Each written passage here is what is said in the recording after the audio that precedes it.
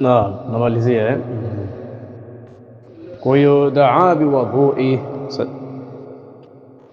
annahu, kwamba hakika yeye Humrana raa Uthmana radhiyallahu anhu daa biwadhui. Humrana alimuona Sayyidina Uthman ameomba apewe chombo cha kutawadhia, kwa maana chombo hicho ndani yake huwa kuna maji ya kutawadhia. Tamam. Faafragha ala yadayhi, akamiminia juu ya mikono yake, min inaihi, kupitia maji yaliyopo katika chombo hicho. Faafragha, akamiminia, ala yadaihi, juu ya mikono yake, min inaihi, kutokana na maji yaliyopo katika nini, chombo hicho. Thalatha maratin, mara tatu. Thalatha maratin, mara tatu. Thumma adkhala yaminahu fi lwudhui, na hapo nyuma aliposema faafragha ala yadaihi min inaihi, mikono ya hapo haikusudiwi mikono hii ya dhiraa, hapana. Kama lugha iliyotumika nyuma kule, vinakusudiwa nini? Vinakusudiwa viganja, sawa sawa, Kwa faafragha, akamiminia, ala yadaihi, juu ya viganja vyake viwili, min inaihi, kupitia maji yaliyopo katika chombo hicho. Faghasalahuma thalatha maratin, akaviosha viganja vyake viwili hivyo mara tatu. Thumma adkhala yaminahu fi lwudhui, kisha akauingiza mkono wake wa kulia ndani ya kile chombo cha kutawadhia. Wenzetu zamani walikuwa hawamimini maji hivi, hapana, walikuwa wanachota maji kwa mkono. Sisi leo utachukua birika lile, utakuwa unajichuruzia maji yanaamka chini, si ndio? Haina shida, lakini wenzetu hasa walikuwa wanatia nini? Wanatia mkono ndio wanachota maji, kisha ndio wanakuja kwenye viungo. Tamam. Na hiyo ndio sunna, lakini kwa kuwa una wepesi hamna shida yoyote. Sasa pia ndani yake pia kuna taklifu tofauti. Kufungua bomba tu maji kanachuruzika, au unajiminyishia kwenye birika, kuna wepesi Kwa hiyo haina shida yoyote, lakini wenzetu walikuwa wakifanya hivyo huku wakitiania nini? Nia ya kuteka ile. Naam. Kwa hiyo thumma adkhala yaminahu fi lwudhui, kisha akauingiza Sayyidina Uthman mkono wake ndani ya kile chombo cha kutawadhia. Thumma tamadmadha, kisha akasukutua kinywa chake. Kusukutua kwa maana ni kuingiza maji kinywani, ukayazungusha ndani ya kile kinywa, kisha ukayatema au ukayameza. Wanazuoni wamekubaliana hivyo kwamba anaweza akayatema au pia anaweza akayameza. Wastanshaka, kisha akapandisha maji wapi? Puani. Wastanthara, kisha akayapenga maji yale, kwa maana akayatoa puani maji yale, sawa sawa. Thumma ghasala wajhahu, kisha Sayyidina Uthman akauosha uso wake, na hapa ndio udhu unaanzia. Yale ya nyuma yote wanawazuoni wetu katika upande wa madhhabi ya Imam Shafi'i wanazingatia kuwa ni sunna. Sawa, nguzo za udhu ni kuanzia kwenye nia, sawa sawa, kisha nakuja nini? Kuosha uso. Tamam. Na hiyo nia ni vizuri zaidi ikakutana na sehemu ya kwanza ambayo mtu anaiosha katika uso wake. Tamam. Ingawaje pia wanawazuoni akasema ina shida yote ikiwa umetanguliza, lakini ukifanya takrari tangu unaanza kuosha viganja vyako kwa unatia nia, lakini pia wakati kuosha uso pale ukatia nia ni bora zaidi. Kwa hiyo thumma ghasala wajhahu thalathan, kisha akauosha uso wake Sayyidina Uthman mara tatu. Wayadaihi, na mikono yake miwili, ila almirfaqaini, mpaka kufika katika visuguri viwili. Ila almirfaqaini, mpaka kufika katika visuguri viwili. Visuguri ni hapa katikati hapa ya mkono, kutoka kwenye kiganja anakuja mpaka kwenye haya maungio haya, hii sehemu ambayo kuna maungio ya dhiraa na hiki kifupa panya, ndio nini? Ndio kisuguri, sawa sawa. Na kama tunavyoambiwa kwamba udhu kwenye kisuguri hapa kwenye mirfaq inabidi uoshe, yani yale maji yavuke mirfaq yafike mpaka juu ya mirfaq, ndio inavyotakiwa. Yani usioshe akaishia juu juu tu, maji yale inabidi yafike mpaka wapi? Mpaka juu, yani usioshe maji yakafikia pale kwenye mirfaq peke yake. Inabidi maji yale yavuke, wakati unaosha uoshe mpaka juu ya nini? Juu ya mirfaq. Tamam. Kwa hiyo wayadaihi, na akaiosha mikono yake miwili, ila almirfaqaini, mpaka katika visuguri vyake viwili, thalathan, mara tatu. Thumma masaha bi ra'si, kisha akakipangusa kwa maji kichwa chake.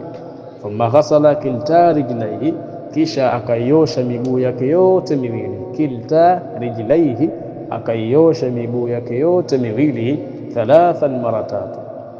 Thumma qala, kisha akasema Sayyidina Uthman, raaitu an-nabiyya sallallahu alayhi wasallam, nilimuona mtume mimi, tawadhaa, ametawadha, nahwa wudhui hadha, mfano wa wudhu wangu huu niliotawadha.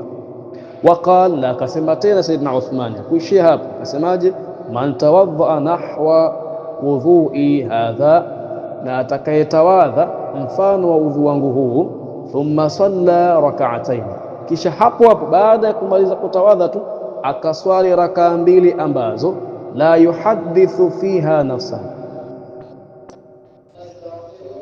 la yuhadithu fihima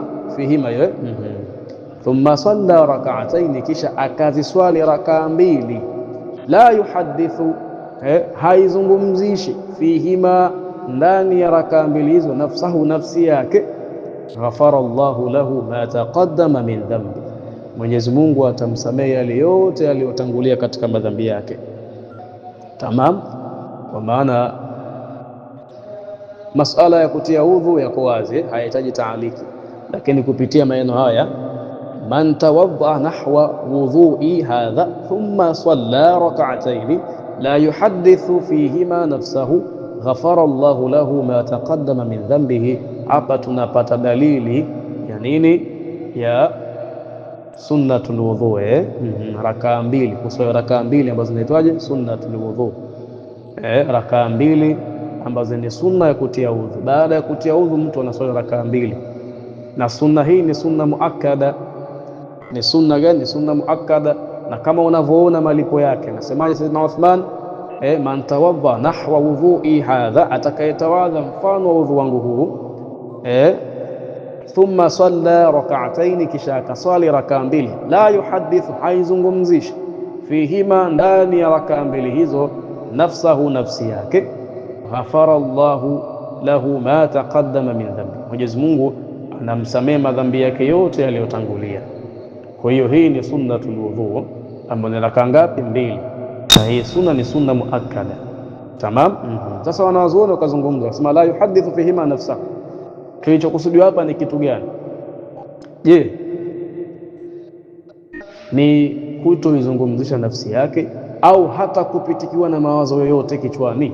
Wakasema kilichokusudiwa ni kwamba asizungumzisha nafsi yake, lakini kama atampitikia mawazo kichwani mwake, au tampitikia wasiwasi kifuani mwake, labda akasikia kitu huko nje, au pembeni, labda akasikia kitu kama vile wasiwasi, maadamu hajaizungumzisha nafsi yake, yeye yuko na Mola wake, lakini imempitikia mawazo fulani, sio ya kuzungumza, ni mawazo tu imempitikia kichwani mwake, sawa sawa, mathalan labda alikuwa na swali, sawa, akahisi labda kama kuna kitu labda kinamtembea mgongoni, si ndio? Akaingiwa kama na wasiwasi, hajazungumzisha nafsi yake, lakini kama wasiwasi tu, yeye yuko ndani ya swala, basi hilo halimdhuru, sawa sawa, na haliingii katika kwamba eti ameizungumzisha nafsi yake. Kuizungumzisha nafsi yake ni vipi? Ni mtu ukawa unazungumza basi na kutoa sauti, lakini kuna vitu tunavyoongea katika nafsi yako, yani kuna mawazo wao unayafungamanisha na kama vile unazungumza kitu fulani, labda mathalan una swali, kisha ukawa unaangalia saa 9 sasa hivi, kumbe sawa sawa, au una swali, almuradi ni kwamba ni maneno ambayo tunaita hadithu nafsi, ni maneno ambayo mtu anazungumza katika ndani ya nafsi yake pasi na kuyapitisha wapi? Katika ulimi, sawa. Hayo ndio yaliyokusudiwa. Ikipatikana hadithu nafsi, maneno ambayo mtu anazungumzisha nafsi yake katika kuvizungumzia vitu vingine au kuzungumzia hali mbalimbali ambazo zinamzunguka katika kichwa chake, basi anakuwa hapo ameizungumzisha nini? Nafsi yake. Lakini kampitikia mawazo tu, au kamuingia wasiwasi katika kifua chake, hayo mawazo na wasiwasi hakihesabii katika hivyo, Na wakaja kutofautiana pia wanawazuoni kwamba hayo madhambi ambayo yamekusudiwa hapa ni madhambi yote, ghufira lahu ma taqaddama min dhanbi, ni madhambi yote? Wakasema hapana. Wakachukua kiasi katika hadithi nyingine ambazo zimekuja kama hivi, yani mtu kufanya amali kisha ikawa anafutiwa madhambi yake, wakasema kwamba kilichokusudiwa hapo ni madhambi yale madogo madogo ambayo sio kabair, sawa, sio katika nini, laisa min alkabair, sawa. Lakini ikiwa mtu madhambi makubwa hana, ana kabairi peke yake, basi atafutwa yale kabairi yote, sawa.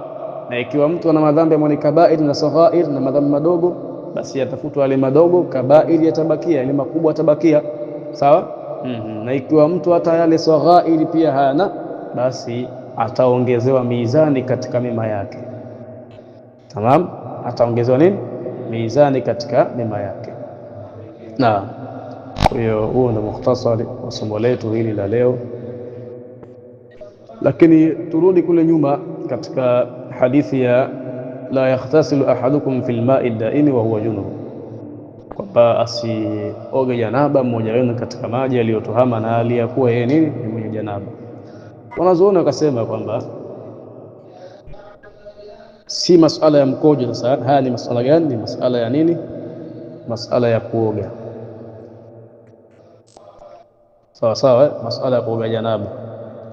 Wanasema kwamba kuoga janaba katika maji hayo ni haram moja kwa moja. Ni haram, maji yaliyotuhama, sawa sawa, ni haram. Lakini mtu kama tunavyojua haram, maana yake haram kwa maana akifanya mtu anapata madhambi, akijiepusha kufanya hapati madhambi, sawa. Kwa hiyo mtu ikiwa ataoga janaba, sio kukojoa, kukojoa tushaelezea. Ikiwa mtu ataoga janaba katika maji kama hayo yaliyotulizana, inakuwa ni haram na anapata dhambi. Kwa sababu gani? Mtume ameshalikataza hilo, sawa.